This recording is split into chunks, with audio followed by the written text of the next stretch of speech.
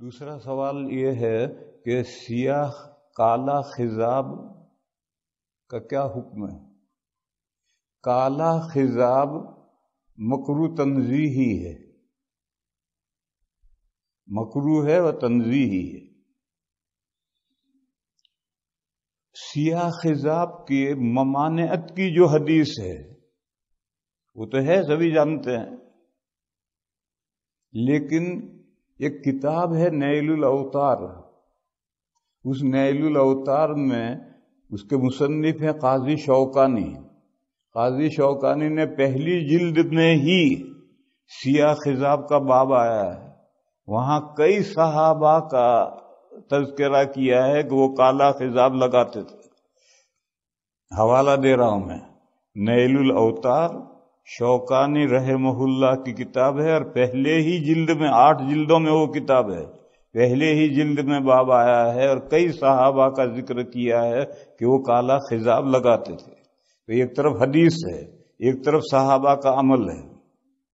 اب سنو، اگر 2 حدیثوں میں تعارض ہو جائے تو حکم ہلکا پڑ جاتا ہے، ایسے ہی حدیث اور فعل صحابی میں تعارض ہو جائے تو بھی حکم ہلکا پڑ جاتا ہے۔ اس کی میں مثال دوں، حدیث شریف میں فرمایا آگ میں مت جلاؤ دشمن کو۔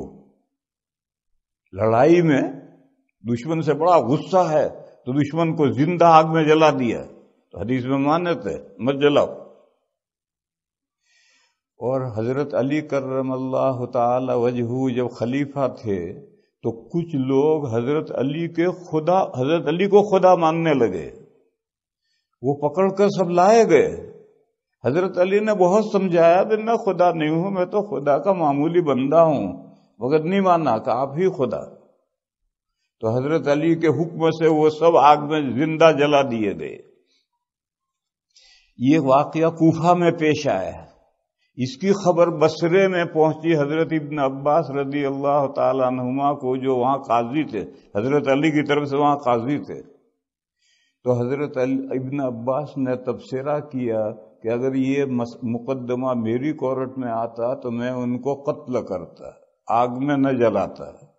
حضور نے آگ میں جلانے سے منع کیا ہے، اس لیے میں آگ میں نہ جلاتا، ان کو قتل کرتا، کیونکہ حضور نے فرمایا کہ من بدل دینہ فاقتلوہ، جو مرتد ہو جائے اسے قتل کرو، تو میں قتل کرتا، آگ میں نہ جلاتا۔ یہ ابن عباس کا تبصرہ جب حضرت علی کو کوفے میں پہنچا تو حضرت علی نے فرمایا صدق ابن عباس، ابن عباس نے صحیح کہا۔ گویا حضرت علی بھی جانتے ہیں کہ حضور نے آگ میں جلانے سے منع کیا ہے، پھر حضرت علی نے جلایا تو اب مسئلہ ہلکا پڑ گیا۔ اگر صحابی کا یہ فعل نہ ہوتا تو آگ میں جلانا حرام ہوتا، لیکن یہ حرام تو جو حکم قرآن میں ہوتا ہے اس کے لیے حرام لفظ استعمال کرتے ہیں، اور حدیثوں میں جو لفظ ہوتا ہے اس کے لیے مکروہ تحریمی استعمال کرتے ہیں، اور حرام اور مکروہ تحریمی عمل کے اعتبار سے برابر ہے۔ یہ بیچ میں مسئلہ سمجھو، فرض اور واجب، جو حکم قرآن میں ہے وہ تو فرض ہے، اور جو حدیث میں حکم ہے وہ واجب ہے، لیکن فرض اور واجب عمل کے اعتبار سے اکول ہے۔ جیسا فرض پر عمل ضروری، واجب پر بھی عمل ضروری ہے۔ ہم 5 نمازیں فرض ہیں کہ ان کا ذکر قرآن میں ہے، وطروں کا ذکر قرآن میں نہیں حدیثوں میں ہے، لہذا وطر واجب ہے، 5 نمازیں فرض ہیں، لیکن پڑھنا جیسے 5 نمازیں پڑھنا ضروری ہے، وطر پڑھنا بھی ضروری ہے۔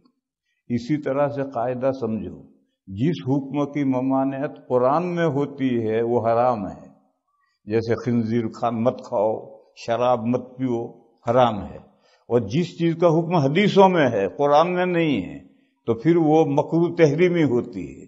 لیکن بچنے کے اعتبار سے حرام اور مکروہ تحریمی دونوں سے بچنا ہے۔ بعض لوگوں کے ذہن میں خواہ فرق ہے، بھائی چلو مکروہ ہے کرو، ارے مکروہ تحریمی اور حرام تو ایک درجے کے احکام ہیں، یہ تو درجہ بندی ہے کہ قرآن میں حکم ہے تو حرام لفظ فقہا استعمال کرتے ہیں، حدیث میں ہو تو مکروہ تحریمی کہتے ہیں۔ بہرحال اگر حضرت علی کا عمل نہ ہوتا تو آگ میں جلانا مکروہ تحریمی ہوتا، یعنی حرام ہوتا، لیکن جب حضرت علی کا عمل آیا حدیث کے ساتھ، حدیث جانتے ہوئے، حضرت علی حدیث جانتے تھے پھر یہ عمل کیا، تو اب حکم ہلکا پڑ گیا۔ اب مکروہ آگ میں جلانا مکروہ تنزیہی ہے، خلاف اولا ہے، اب حکم ہلکا پڑ گیا۔ یہ قاعدہ ہے کہ دو حدیثوں میں تعارض ہو جائے تو حکم ہلکا پڑ جائے گا۔ حدیث اور فعل صحابی میں، قول صحابی نہیں ہوگا، فعل صحابی میں تعارض ہو جائے تو حکم ہلکا پڑ جائے گا۔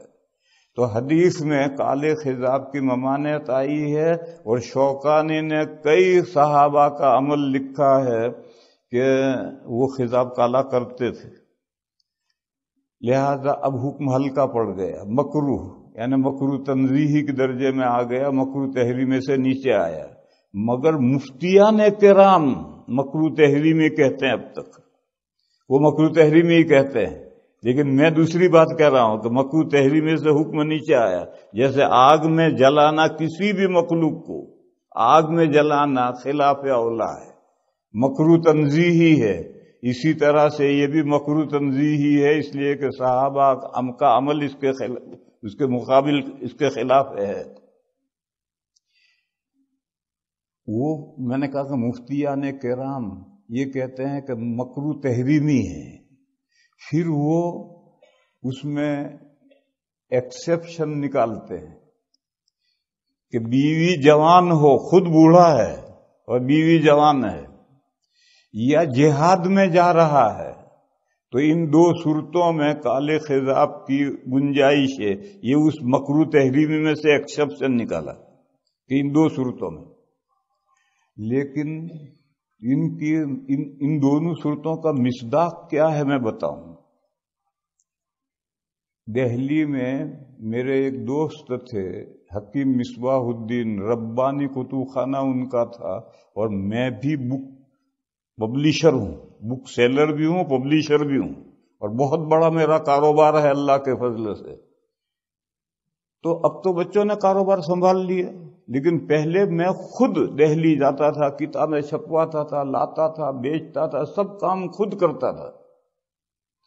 تو دہلی میں حکیم مصباح الدین صاحب ایک مسجد کے امام تھے اور مسجد کے مکان میں رہتے تھے، میں ان کے پاس جا کر ٹھہرتا تھا، اور دہلی کی پوری مارکیٹ انہوں نے مجھے سمجھائی، کہاں سے کاغذ خریدنا ہے، کس طرح خریدنا ہے، پریس کہاں ہے، تو میرے ان سے تعلقات تھے۔ میں ہمیشہ ان کے پاس جا کر ٹھہرتا تھا، مجھے کبھی شبہ بھی نہیں ہوا کہ ان کا کوئی سر کا یا داڑھی کا بال سفید ہوا ہے، نہیں ہوا، بالکل جوان۔ زندگی آخر میں اٹیک ہو گیا، اب نہیں ہے دنیا میں، چلے گئے، اللہ ان کے درجات بلند کرے، مغفرت فرمائے۔ اٹیک آ گیا، ہاسپٹل میں داخل ہوئے، مجھے دیوبند معلوم ہوا تو میں عیادت کو گیا، تو سفید بال نکل آئے، نیچے سے سفید، ہاسپٹل میں ہے، بال سفید نکل آئے۔ تو میں مذاق کرتا تھا پہلے بھی، میں نے ان سے کہا حکیم صاحب خضاب کیوں چھوڑ دیا؟ تو کہنے لگے بیوی کو پتہ چل گیا۔ گویا زندگی بھر کبھی انہوں نے بیوی کو محسوس نہیں ہونے دیا کہ ان کا کوئی بال سفید ہوا۔ یہ ہے مثال، اور بیوی کے سامنے برش لے کر گھس رہا ہے، تو بیوی نہیں جانتی کیا صورتحال ہے؟ ارے بیوی کو پتہ نہ چلے، اس طرح سے لگا تو ہے اس مسئلے پر عمل، اور بیوی کو پتہ ہے کہ بڈھا ہو گیا، اور بیوی کے پاس تو جوان ہے یا بڈھا ہے اس کے جاننے کے لیے ایک دوسرا تھرمامیٹر ہے، اس سے وہ فیصلہ کر لیتی ہے کہ جوان ہے یا بڈھا ہے۔ یہ خان صاحب قبل از وقت ریٹائرمنٹ مانگ رہے تھے، کوئی خان صاحب ہو تو ناراض مت ہوئی ہو، قبل از وقت ریٹائرمنٹ مانگ رہے تھے، باس نہیں دے رہا تھا۔ ایک دن انہوں نے سینہ کھول کر دکھایا تو سارا سفید ہو گیا تھا، اس کو رحم آ گیا اور اس نے ریٹائرمنٹ دے دیا۔ خوش گھر آئے، بیوی سے کہا ریٹائرمنٹ مل گیا، اب بیٹھے بیٹھے کھائیں گے۔ تو بیوی نے پوچھا کیا ہوا؟ کہنے لگے میں نے سینہ کھول کر دکھایا تو اس کو رحم آ گیا اور اس نے ریٹائرمنٹ دے دیا۔ تو بیوی نے کہا ذرا اور نیچے کھول کر دکھا دیتے تو ڈیزیبلٹی کا وظیفہ بھی مل جاتا۔ لا الہ استغفر اللہ۔ دوسرا واقعہ سنو، یہ مولانا صاحب ہیں، اب وہ کراچی میں پڑھتا ہے، میں نام نہیں لیتا ان کا، کسی مسئلے سے نام نہیں لیتا، وہ پہلے دارالعلوم دیوبند میں مدرس تھے۔ ان کے پاس ایک مہمان آیا، وہ لے کر میرے پاس آئے، وہ روس کے ساتھ جب افغانستان کی جنگ چل رہی تھی اس وقت کا مجاہد تھا، جہاد کرتا تھا روس کے خلاف۔ وہ لے کر میرے پاس آئے، بیٹھے چائے وائے پلائی، ناشتہ کروایا، ادھر ادھر کر، نہایت اعلیٰ درجے کا جاہل، ایسا جاہل تو میں نے دیکھا ہی نہیں کہیں۔